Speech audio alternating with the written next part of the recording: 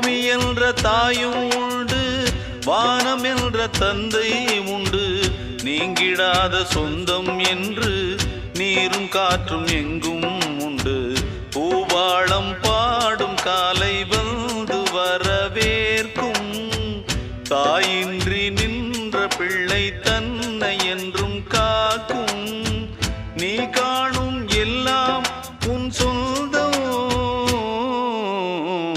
ஆலோலம் பாடி அசைந்தாடும் காற்றே அதை கேட்டு தூங்கும் ஆவாரம்பூவே. தனியானால் என்ன துணை இங்கே